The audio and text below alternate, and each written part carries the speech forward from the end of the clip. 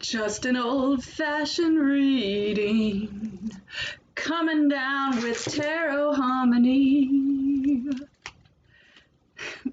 Hello, welcome to this slice of the internet. I'm Tabitha Dial of North Star Muse, and this is a special tarot reading. I recently released a video announcing that I'm giving 20% of my reading income through February 22nd to a gentleman in need in our community. He's a veteran who recently suffered a house fire, and he's also a lovely neighbor of one of my dearest friends. So you can learn more about that if you choose.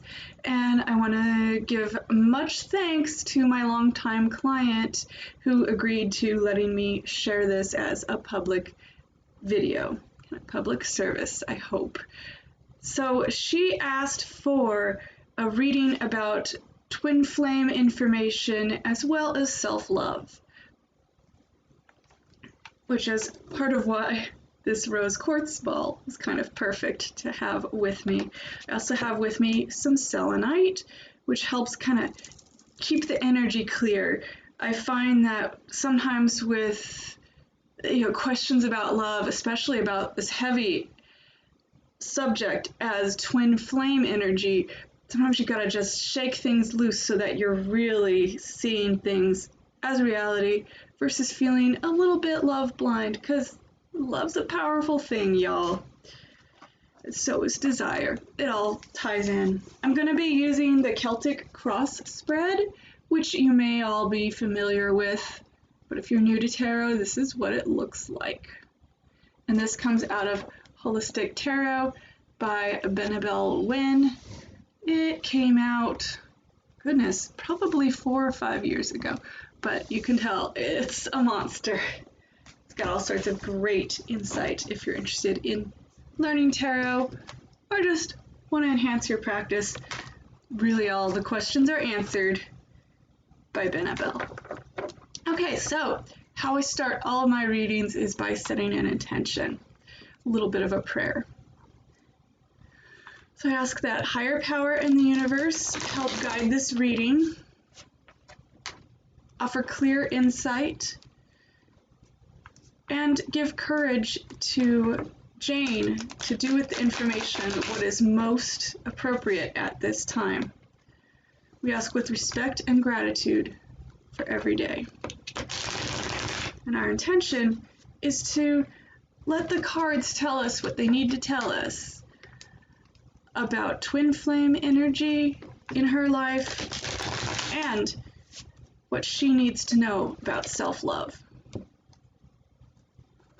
I'm going to give these cards another good shuffle.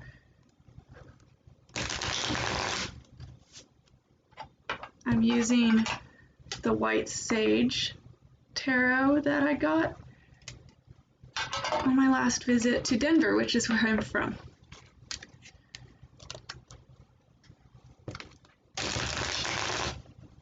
It just needed to be cooked a little further. So for Jane, okay, our first card in the center of that has been laid, and I'm gonna continue laying out the other ones. We've got the last 1, 2, 3, and 4. Okay, so at the very center, what I take to be representative of who you are, where you are at now, is the world. And we do notice it's reversed right now, or inverted. I do like to read inverted cards, not every tarot reader will. I feel like at this moment, my client Jane is feeling like she has, on one hand, a good idea of her center, and she feels so much is right in the world. But there's also some longing, something that she does still need. And that's why it's inverted. So it's like you can see exactly what you want, and you know what you want. However, that vision is not quite realized. And what's kind of on present layering on top of that and really giving its influence on that is the Six of Swords. So there's a mental or emotional moving forward that you maybe have anticipated for a long time. It's like you've directed your arrow towards a target, and that tension is just being released, and there's that suspense because the arrow's on its trajectory. You don't know exactly where it's going to land, but it's going to land close to whatever goal you have held dear. So with matters of the heart and twin flame energy, well, a twin flame is destined no matter what. We don't meet people by accident. So wherever you're going to land right now has just been an inevitable course for a long time. And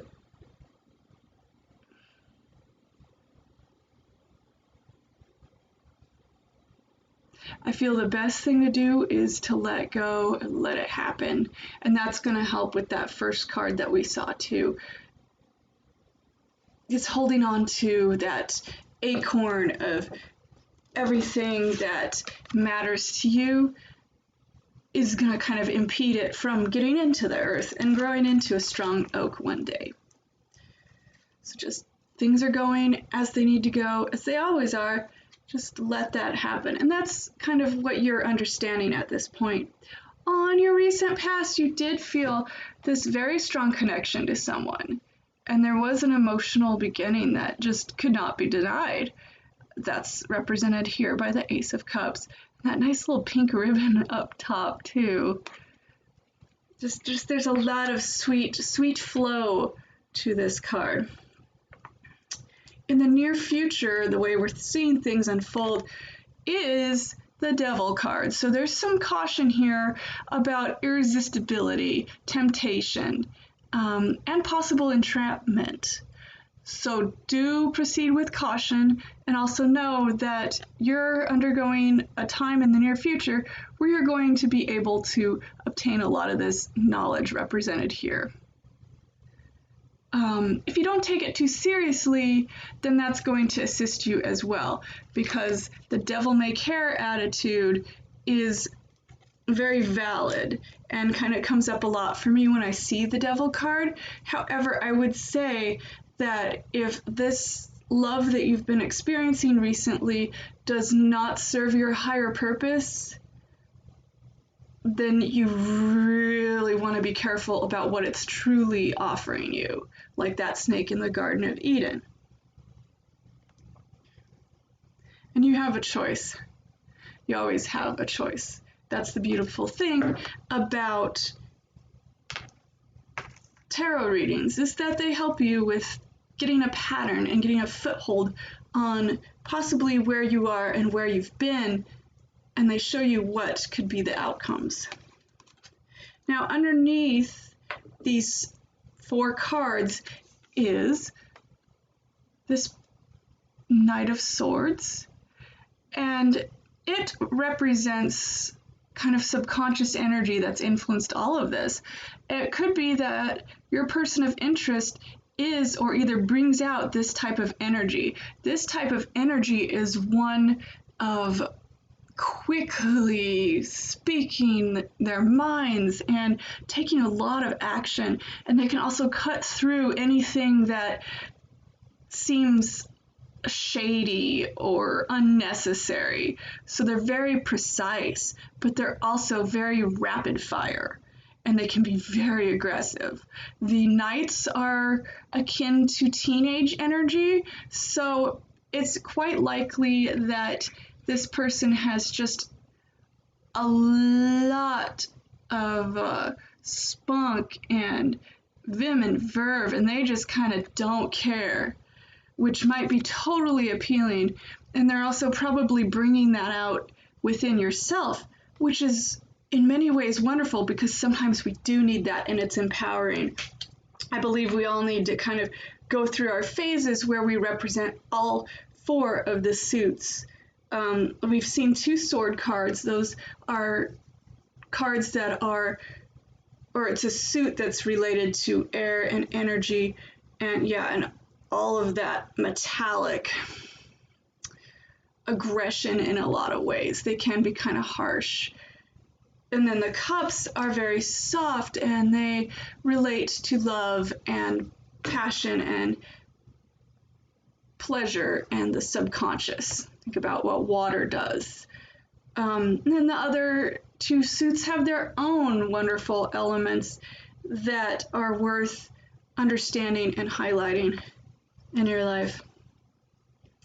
Aha! So we've got another element. This is the Three of Wands, and this is telling us what kind of like spiritual lessons are coming in for Jane right now, and she's going to see and is seeing herself have a chance to expand on any passions that she has, any enterprising things, what fuels her fire. Wands are the fire. So there is a lot of hope out of all this lesson. And I'd also say that speaks to your self-love. That you are aware of your own worth, and that this person who has entered your life, who's been a major interest in love, has taught you a lot about that. So you can go forward with some good confidence. You won't believe what I just pulled as the next card. This is card number 7. Oops. The Lover's card. So this I interpret many times as one of the milestones you'll see in the near future. Tradition holds it a little bit different. Card 7 represents the self. Very much about your self-love. Choose yourself. Adore and love yourself. You don't have to sacrifice for somebody else to feel your value. So consider that message as you're going forward. The card 8 is your position in society or how others view you, and this is one of my personal favorites. It's the Queen of Wands. So you are a type of nurturing authority in the realm of your passions and your creativity. You're very innovative and understood to be the type of woman who can be very inviting, but you're also going to have that fiery side and be able to quickly defend, deter, whatever you need to do, so that you're selecting the people that you have in your life. If people aren't worth your time, they're not going to be there. Remember that you have that trait. And I feel that these last two cards are really supporting your ability to determine the snakes in that garden that you call yourself, that you call your family, your circle, those people and environments and situations that feed you, that give you the chance for this Three of Wands growth and development. The next card is your hopes and fears. This is so telling for a twin flame or self-love reading, because you hope and fear that you're going to have this sweet authority over matters of the heart.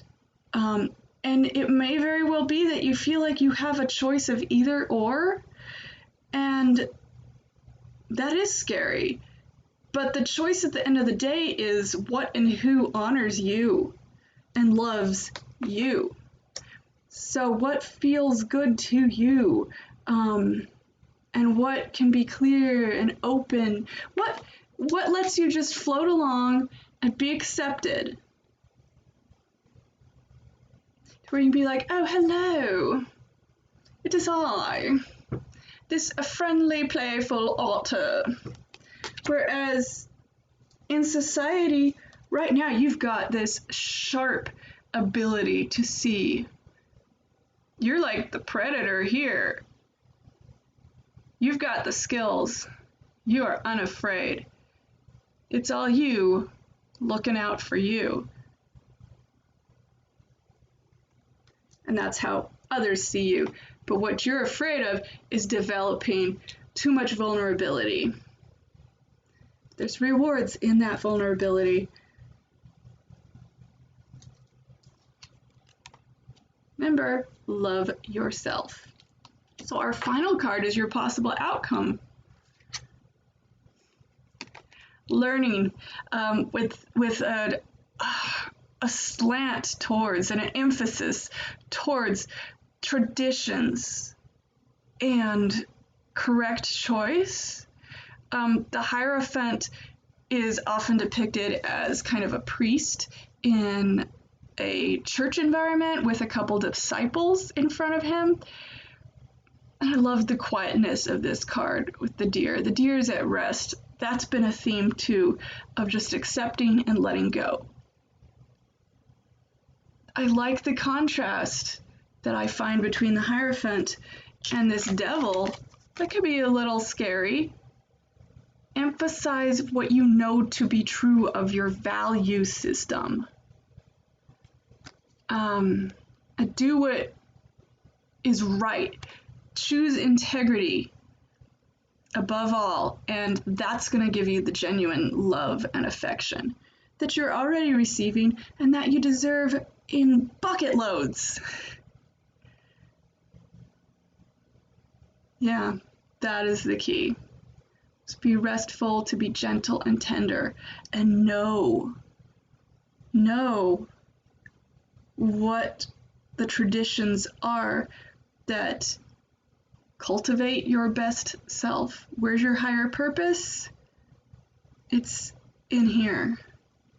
And that's coming for you. That's fantastic. So this little card is just kind of a bump in the road challenge, a test.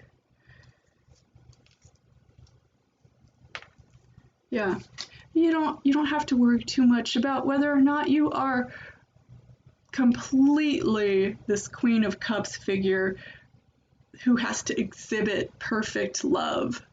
Love is so imperfect. It's ridiculously imperfect, and we put so much pressure on ourselves to make it look fantastic and to make ourselves feel fantastic and our other person feel fantastic.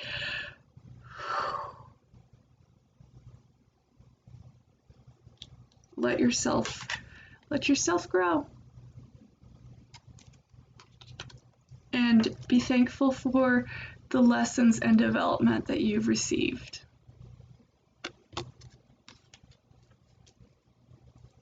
A fun footnote, the Ace of Cups, that is, like all aces, kind of a beginning and an end all at once.